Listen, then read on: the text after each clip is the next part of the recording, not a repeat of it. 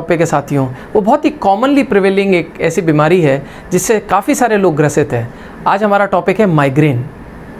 हम माइग्रेन की बात करें दोस्तों, उससे पहले हम समझते हैं माइग्रेन है क्या। जैसे कि आप लोग सब जानते हैं, माइग्रेन एक तरह का सरदर्द है, यानी हेडेक है। तो सबसे पहले हम समझते हैं कि हेडेक क्या होते हैं और कितने तरह के हेडेक्स होते हैं। जब हम हेडेक की बात करते हैं तो बर्कली यूनिवर्सिटी के रिसर्च बोलती है कि हेडेक बेसिकली दो तरह के होते हैं, दो ओरिजिन होते हैं हेडेक की। एक हेडेक होता है टेंशन बेस्ड हेडेक, यानी उसका कारण जो है वो टेंशन है, और दूसरा हेडेक होता है सीवियर हेडेक, जिसे माइग्रेन नाम से भी जाना जाता है।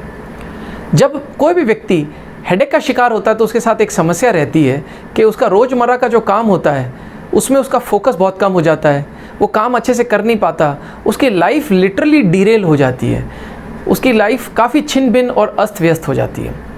तो सबसे पहले हम समझते हैं कि टेंशन बेस्ड हेडेक क्या होते हैं और उसके क्या क्या सिम्टम्स हैं। साथियों, टेंशन बेस्ड जैसे कि नाम ही है उसका, ये हेडेक के अंदर सबसे पहला जो इसका सिम्टम है वो है कि इसके अंदर जो पेन होता है वो dull pain to mild pain होता है, यानी कम दर्द से लेकर के मध्यम तक का दर्द होता है, मध्यम दर्द होता है, मीडियम दर्द होता है। और इसमें शरीर के अंदर फोरहेड यानी माथे पे, ललाट पे दर्द होता है, टेम्पल्स पे यानी कंपटी पे दर्द होता है, पूरे सर पे दर्द होता है, और गर्दन के पीछे ऊपर वाली जो उसकी मसल्स होती हैं वहाँ पेन होता है। और ये भी देखा गया है कि मसल का जो ऊपर वाला हिस्सा होता है साथियों, गर्दन के पीछे वाला मसल्स का जो ऊपर वाला हिस्सा होता है सर के जस्ट नीचे, वहाँ पे गांठ जैसी भी महसूस होती है। ये जो दर्द टेंशन बेस्ड होता है, इसमें एक और चीज़ ये होती है कि ये दर्द कुछ समय बाद सबसाइड हो जाता है, यानी कुछ समय बाद बंद हो जाता है। इस पेन में और माइग्रेन के पेन में मेजर अंतर ये है कि जो टेंशन बेस्ड पेन है वो कंपैरेटिवली मीडियम या लोअर पेन होता है और ऑलमोस्ट पूरे सर पे होता है, जबकि माइग्रेन का पेन बहुत ज़्यादा सिवियर होता है, बहुत तीखा दर्द होता है, बहुत तेज़ दर्द होता है। अब हम बात करते हैं ये होता क्यों है, टेंशन बेस्ड हेडेक होता क्यों है। आमतौर पे देखा गया है कि टेंशन बेस्ड हेडेक जो होता है, जो बहुत ज़्यादा स्ट्रेस या बहुत ज़्यादा फटीग, थकान में बहुत रहते हैं, जो बहुत टारगेट ड्रिवन जिनकी लाइफ होती है, या बहुत लंबे समय तक गर्दन जिनकी एक ही काम करती रहती है, यानी या तो वो कीबोर्डिंग करते हैं, किसी कंप्यूटर की कीबोर्ड पे कुछ ना कुछ लिखते रहते हैं, या लंबे समय तक कंप्यूटर स्क्रीन पे या लैपटॉप पे रहते हैं, जिनका बॉडी मूवमेंट बहुत लिमिटेड रहता है और बहुत ज़्यादा स्ट्रेसफुल उनकी लाइफ होती है। इस तरह के लोगों को टेंशन बेस्ड हेडेक रहता है। टेंशन बेस्ड हेडेक जो है वो कुछ परिवर्तन करने से हटाया जा सकता है, जो हम आगे डिस्कस करेंगे।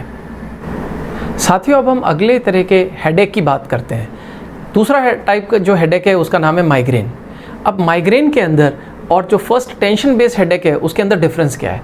जैसे हमने पहले चर्चा की थी कि टेंशन बेस्ड जो हेडेक है वो लोअर या डल हेडेक से लेकर के मीडियम लेवल का पेन रहता है। उससे उलट माइग्रेन का पेन जो रहता है वो बहुत ज़्यादा इंटेंस होता है, यानी बहुत ज़्यादा हाई डिग्री ऑफ पेन रहता है। ये मीडियम से लेकर के हाई लेवल ऑफ पेन रहता है। दूसरा जो हमने चर्चा की थी, टेंशन बेस्ड हेडेक जो रहता है वो ललाट पे यानी फोरहेड पे, टेम्पल्स यानी कनपट्टी पे, पूरे सिर पे पाया जाता है। लेकिन माइग्रेन का जो पेन होता है वो शरीर के स्कल के, हमारे खोपड़ी के एक तरफ होता है, यानी एक आंख या आधे सर की तरफ ही ये आपको पेन महसूस होगा। और ये जैसे मैंने शेयर किया, पेन बहुत सिवियर होता है, और इस पेन को क्रॉनिक एंड एपिसोडिक पेन भी कहते हैं। इसे क्रॉनिक यानी बहुत तेज वाला पेन होता है, और एपिसोडिक इसलिए कहते हैं ये 4 घंटे से लेकर के 72 घंटे तक इसका ड्यूरेशन रह सकता है। कुछ पेशेंट में वो 4 घंटे हो सकता है, किसी में 8 से 10 घंटे से लेकर के 72 घंटे तक ये लगातार पेन रह सकता है, और बहुत असहनीय पेन होता है।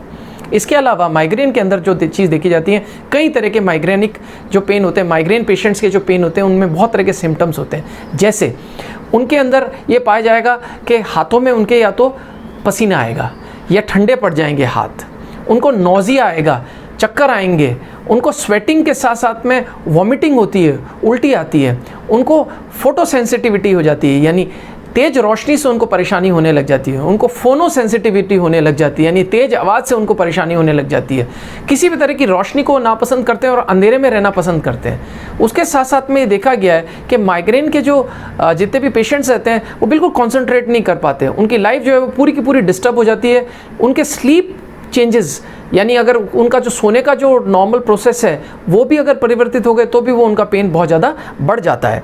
इसके साथ साथ में ये भी पाया जाता है कि उनको कई बार डायरिया की भी शिकायत आती है, और उनको एक और ऑरा प्रॉब्लम भी आती है, यानी कई बार नज़रों के सामने वेव्स दिखती हैं, ऐसे लहरें दिखेंगी, रोशनी के ऐसे लगता तार तार से छूटे हुए चिंगारी टाइप छूटी हुई डॉट्स दिखेंगे। इस तरह के ऑरा ओरिएंटेड भी उनको परेशानी होती है।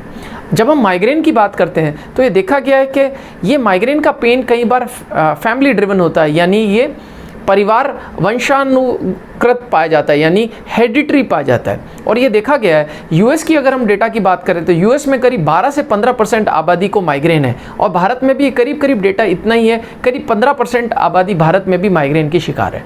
माइग्रेन आमतौर पर टीन एज से होना शुरू हो जाता है, यानी 12-13 साल की उम्र के बाद से होना शुरू हो जाता है। अगर हम मेन वर्सेस वुमेन की बात करें तो ये देखा गया है आदमियों के मुकाबले औरतों में 3 गुना अधिक माइग्रेन पाया जाता है। उसके कई सारे कारण हैं साथियों। लेडीज़ में एक तो हार्मोनल चेंजेस बहुत ज़्यादा होते हैं। जब हार्मोनल चेंजेस होते हैं तो उससे कई बार बॉडी के अंदर ऐसे इस तरह के इश्यूज आते हैं कि उनको हेडेक की प्रॉब्लम होती है, और उस पर ध्यान न देने से माइग्रेन में लॉन्ग टर्म में कन्वर्ट हो सकती है। और भी जो सिम्टम्स पाए जाते हैं, जो ओरल कॉन्ट्रासेप्टिव्स लेती हैं लेडीज़, ये ओरल कॉन्ट्रासेप्टिव्स जो over the counter OTC oral contraceptives लेती हैं, गर्भ को रोकने के लिए जो गर्भ निरोधक गोलियां लेती हैं, उसकी वजह से भी माइग्रेन की समस्या बन जाती है।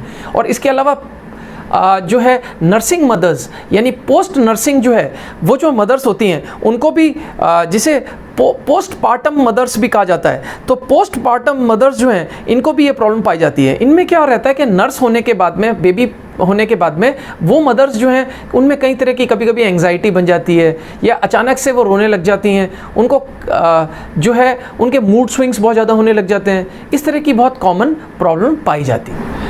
तो पोस्टपार्टम मदर्स की हम बात कर रहे थे। पोस्टपार्टम मदर्स में एंग्जाइटी के साथ साथ में स्लीपिंग डिसऑर्डर्स भी हो जाता है। जैसे मैंने आपसे शेयर किया था कि वो एंग्जाइटी की शिकार हो जाती हैं, एंग्शियस हो जाती हैं, अचानक से रोने लग जाती हैं, कई बार उनको स्लीपिंग डिसऑर्डर्स होती है, यानी उनको प्रॉपर्ली नींद नहीं आती। और ये नेचुरल भी है, नर्सिंग मदर होती है, बच्चा छोटा होता है तो उनकी नींद प्रॉपर्ली पूरी नहीं हो सकती। इसके अलावा लेडीज़ के अंदर जो मेनोपॉज पीरियड आता है, ये अक्सर 40 से 50 साल की उम्र के बीच की औरतों में आता है। मेनोपॉज पीरियड बेसिकली क्या होता है, जो मेंस्ट्रुअल साइकिल होती है उसके अंदर करीब 12 महीने का जब गैप आ जाता है तो उसे मेनोपॉज पीरियड कहते हैं। और ये मेनोपॉज पीरियड क्यों होता है, जब रिप्रोडक्टिव हार्मोन्स का नेचुरली बनना बंद हो जाती है बॉडी में, तो मेनोपॉज पीरियड आता है। अब हम बात कर रहे थे माइग्रेन के अंदर और क्या समस्या रहती है। एक और माइग्रेन के अंदर एक कॉमन सिम्टम है जो मैं ऐड करना चाहूँगा। माइग्रेन के अंदर कई लोगों के साथ में ये होता है कि स्काल्प, जो सर की जो चमड़ी होती है, उसमें बहुत सेंसिटिविटी होने लग जाती है। कहीं पे भी सर पे, स्काल्प पे अगर कोई हाथ लगाए, कंघी या किसी तरह का ऑब्जेक्ट टच हो, तो एक तो वो बहुत नरम पड़ जाती है, जो ऊपर की चमड़ी जो होती है स्काल्प की, सर की, वो नरम पड़ जाती है। ऐसे लगता है कि उसमें किसी तरह का कुछ मूवमेंट है, लिक्विड मूवमेंट है, टच करने से थोड़ा सा टिस टिस सी उठती है, और उसके साथ साथ में बहुत सेंसिटिविटी होती है, कुछ भी टच होने पे दर्द होता है, और वो जो होती है उस प्रॉब्लम को एलोडाइनिया कहते हैं। जैसे हम पहले चर्चा कर रहे थे कि माइग्रेन के अंदर पल्सेटिंग पेन होता है, ऐसे लगता है जैसे दिल की धड़कन होती है, वैसे इस तरह से पेन जो है वो बॉडी के अंदर पार्ट ऑफ द हेड या half part of the skull के अंदर वो ट्रैवल करता है। ये पल्सेटिंग पेन या थ्रॉबिंग पेन होना ही माइग्रेन की एक निशानी है। इसके साथ साथ में देखा गया है कि माइग्रेन के पेशेंट्स अगर एक्सर्ट करते हैं, यानी बहुत ज़्यादा मेहनत करते हैं, बहुत ज़्यादा काम करते हैं, या सीढ़ियाँ चढ़ते हैं, तो उनके आंखों के आगे अंधेरा आ जाता है और उनको माइग्रेन का पेन ट्रिगर कर सकता है, यानी उनका माइग्रेन का पेन बढ़ सकता है। तो माइग्रेन के साथ में ये है, सबसे पहले तो ये समझना यहाँ पे दर्शकों, हम सब के लिए बहुत इंपॉर्टेंट है कि माइग्रेन का एज सच कोई एलोपैथी में बहुत क्लियर कट ठीक करने जैसा इलाज मेरी समझ से नहीं है। ये मेरी पर्सनल ओपिनियन है। जो भी मेडिसिन दी जाती है वो उस पेन को सबसाइड कर देती है, रोक देती है। अब बात आती है कि कैसे हट सकता है। मेरे हिसाब से, मेरी ओपिनियन में उसके 2 अप्रोचेस हैं। एक, अगर आप अपनी लाइफस्टाइल में चेंजेस करेंगे, जैसे उसका मैं एक उदाहरण देता हूँ। जब भी आप अगर माइग्रेन के पेशेंट हैं तो आप अपनी एक पेन अकरिंग डायरी बना लीजिए। मैं इसको अब एक्सप्लेन करता हूँ। पेन अकरिंग डायरी यानी दर्द की डायरी का मतलब क्या है। उस डायरी में आपको लिखना है कि कब कब आपको पेन हुआ। जब भी आप उसमें लिखेंगे तो एक तो आप उसमें समय लिखेंगे, ये लिखेंगे कि आपने उससे पहले या उस 24 घंटे में आपकी नींद कैसी रही थी, आपको पेन कैसा था, डल पेन था, कम पेन था, मीडियम या माइल्ड पेन था, या बहुत सीवियर पेन था? कितने समय तक वो आपका पेन चला? आपने खाना खाया था या नहीं था? पिछले 24 घंटे में आपकी तबीयत कैसी चल रही थी? क्या आपने बहुत तेज़ रोशनी या तेज़ म्यूज़िक को फेस किया था? क्या आपने किसी तरह से अपने खान पान में उस 24 घंटे में कोई परिवर्तन किया था, यानी बहुत लेट खाना खाया था? क्या आपने अपनी ईटिंग हैबिट्स और स्लीपिंग हैबिट्स के साथ में कुछ डिस्टर्बेंस किया था, या आपकी इस तरह का कुछ एक्टिविटी रही जिसमें आप एक बहुत लंबे प्रोग्राम में एक ही जगह बैठे रहे जहाँ बहुत ज़्यादा तेज़ साउंड था, या आपने लॉन्ग टर्म ट्रैवल किया और आप किसी वजह से खाना नहीं खा पाए, आप भूखे पेट रह गए? यानी आपको सारी बातें लिखनी है कि किस वजह से आपको पेन हुआ। जब आप इस तरह की डायरी मेंटेन करेंगे, तो पेन ड्रिवन डायरी मेंटेन जब करेंगे तो उस डायरी से आपको आइडिया लगने लग जाएगा कि कौन सी चीज़ आपको ट्रिगर करती है। क्या भूखे रहने से आपको माइग्रेन का पेन होने लगता है, या तेज़ रोशनी या तेज़ आवाज़ से आपको हो रहा है, या आपको किसी तरह की स्मेल से भी हो गया है? माइग्रेन के पेशेंट्स में देखा जाता है कि अलग अलग तरह की स्मेल से भी उनको ट्रिगर हो जाता है, यानी कुछ कुछ चीज़ों की, वस्तुओं की स्मेल, जैसे उदाहरण खमीर की स्मेल से कुछ लोगों को होता है, कुछ लोगों को मूंगफली या तो पीनट बटर या पीनट से प्रॉब्लम होने लग जाती है, कुछ लोगों को पनीर से या टोफू की स्मेल से प्रॉब्लम होने लग जाती है। तो डिपेंड करता है, अलग अलग लोगों का अलग अलग सिम्टम्स या रिएक्शन या ट्रिगर्स होते हैं। अब हम बात करते हैं माइग्रेन की, कि माइग्रेन का क्या तरीका है जिससे इसे संभाला जा सकता है या इसे कम किया जा सकता है और इसका इलाज किया जा सकता है। पहला, जैसे मैंने अब बोला, अब वापस कंटिन्यू करूंगा, कि आपको अपने लाइफस्टाइल पे कंट्रोल करना है। आपको इस चीज़ का खास ख्याल रखना है कि आप सही टाइम पे खाएं, सही टाइम पे सोएं। आपको अपनी रेस्टिंग का बहुत ज़्यादा ध्यान रखना है, तब आपके माइग्रेन के पेन को आप कंट्रोल कर सकेंगे, आप उसे प्रिवेंटिव मोड में लेके जा सकेंगे। उसके साथ साथ में सप्लीमेंटेशन की मदद से भी माइग्रेन का पेन ठीक हो सकता है। मेरे बहुत सारे पेशेंट्स हैं जिनकी मैं मदद कर रहा हूँ, बहुत सारे लोगों को हमने माइग्रेन में मदद किया है। बाजार के अंदर जो माइग्रेन की दवाइयाँ आती हैं, वो दवाइयाँ बहुत ज़्यादा साइड इफ़ेक्ट्स करती हैं और उसको लंबे समय तक इस्तेमाल करने के कई सारे नेगेटिव या फ्लिप साइड्स हैं। ओके, आप वो मुझे मेल कर सकते हैं और मैं आपसे उसके बारे में डिटेल सूचना ले सकता हूँ। साथियों, मैं यहाँ आपको रिमाइंड करना चाहूँगा कि आप हमारे को जो वैल्यू एडिड हम आपको वीडियो दे रहे हैं, आप उसे लगातार लाइक करें, हमारे चैनल को सब्सक्राइब करें और इसे बहुत सारे लोगों के साथ शेयर करें। और कमेंट बॉक्स में भी नीचे लिखिए कि आपको क्या चीज़ पसंद आ रही है, क्या और ऐसी चीज़ें हैं जो हम ऐड करें जिससे आपको फ़ायदा हो, क्योंकि हमारी दिली इच्छा है कि हम ज़्यादा से ज़्यादा लोगों की सेवा कर सकें। एक हेल्दी इंडिया का जो हमारा मिशन है वो कंप्लीट हो, सब लोग स्वस्थ रहें, किसी को भी कोई समस्या नहीं है। ज़्यादातर बीमारियां जो हैं, थोड़ा ध्यान रखने से, प्रॉपर खाना खाने से, न्यूट्रिशन की कमी को भरपूर करने से, उसकी भरपाई करने से, प्रॉपर सप्लीमेंटेशन से ज़्यादातर बीमारियां ठीक हो जाती हैं। ऐसी बीमारियां जो ज़्यादातर लाइफस्टाइल डिजीज़ के नाम से भी जानी जाती है। अब मैं माइग्रेन की बात को कनेक्ट करता हूं कि माइग्रेन के अंदर आपको एक चीज़ का खास ख्याल रखना है कि आप किसी भी तरह से ओवर एक्सर्ट ना करें, बहुत ज़्यादा स्ट्रेस ना लें, ओवर एक्सर्ट ना करें, वो आपके माइग्रेन के पेन को ट्रिगर करेगा। तो साथियों, अब हम चर्चा करते हैं कि कैसे हम कंट्रोल कर सकते हैं और क्या क्या खान पान में परिवर्तन कर सकते हैं और किस तरह से क्या क्या खाएंगे पिएंगे, हमारे आहार में क्या क्या सम्मिलित किया जाए जिससे हमारा माइग्रेन का जो समस्या अगर किसी को है, गॉड फॉरबिड ऐसा ना हो, अगर किसी को है तो रिमूव हो सकती है, और अगर टेंशन ड्रिवन हेडेक है तो वो भी रिमूव हो सकती है। यहाँ पे मैं आपको 2 एडवाइजेस दूंगा। पहला, आप रिलैक्सेशन टेक्निक्स फॉलो कीजिए, आप एकदम रिलैक्स रहने की कोशिश कीजिए, लाई डाउन कर दीजिए। इसमें जैसे शवासन, योगा बहुत काम आ सकता है। शवासन जो योग का आसन है उसमें आप बॉडी को बिल्कुल रिलैक्स छोड़ देते हैं, बिल्कुल रिलैक्स्ड बॉडी कर दीजिए, वो आपके लिए अमृत है। इसमें योगा का रोल बहुत बढ़िया है, इससे आपको बहुत फ़ायदा मिलेगा माइग्रेन में। अब बात आती है कि कौन कौन सी चीज़ें हमारे शरीर का हिस्सा होनी चाहिए, हमारे आहार का हिस्सा होना चाहिए, मेरा मतलब है, जिससे हमें माइग्रेन की समस्या से काफ़ी हद तक छुटकारा मिल जाएगा और उसका ऑलमोस्ट इलाज हो जाएगा। तो उस केस में मेरा सजेशन है कि आपके फूड के अंदर प्रोटीन की क्वांटिटी बहुत अच्छी होनी चाहिए, हेल्दी फॉर्म ऑफ प्रोटीन। मैं पहले भी अपने वीडियोस में बता चुका हूं साथियों कि प्रोटीन जो होता है 1 ग्राम पर बॉडी वेट होना चाहिए। अगर कोई व्यक्ति 70 kg का है तो उसे 70 ग्राम बॉडी वेट का प्रोटीन चाहिए। 70 kg है तो 1 ग्राम पर बॉडी वेट यानी 70 ग्राम प्रोटीन इनटेक की आवश्यकता है। जैसे पहले भी मैंने शेयर किया पूरा कुछ और वीडियोज़ में भी कि अगर आप वेजिटेरियन हैं और बहुत बढ़िया खाना खाते हैं तो करीब 25 ग्राम प्रोटीन आपके शरीर में खाने की वजह से आता है, और अगर कोई नॉन वेजिटेरियन है तो अप टू 30 ग्राम प्रोटीन हमारे भोजन में आता है। अगर वही व्यक्ति नॉन वेजिटेरियन वाला भी 30 ग्राम अगर प्रोटीन खाने से ला चुका है तो अब गैप अभी भी उसको 40 ग्राम का है। ये 40 ग्राम प्रोटीन अच्छी तरह राइट डाइट प्लानिंग से आया जा सकता है। तो राइट डाइट प्लानिंग से आपको प्रोटीन आ सकता है, और बहुत सारे सोर्सेज ऑफ प्रोटीन है। एनिमल प्रोटीन के साथ साथ में, मीट के साथ साथ में बहुत ज़बरदस्त प्लांट सोर्सेज ऑफ प्रोटीन है। उसके बारे में आप मुझे मेल कर सकते हैं, मेरी कॉन्टैक्ट डिटेल्स भी हैं, आप डिस्क्रिप्शन में जा करके देख सकते हैं। मैं बहुत डिटेल में जा करके आपका ट्रीटमेंट प्लान कर सकता हूँ, डिज़ाइन करके आपकी मदद कर सकता हूँ। जैसे सबसे पहले तो प्रोटीन बहुत अच्छा इंटेक होना चाहिए। प्रोटीन के साथ साथ में मल्टीविटामिन्स की कमी नहीं होनी चाहिए, खास तौर पे माइक्रो विटामिन्स। विटामिन्स दो तरह के होते हैं, मैक्रो यानी अधिक क्वांटिटी में यूज़ होने वाले, और माइक्रो यानी कम क्वांटिटी में यूज़ होने वाले।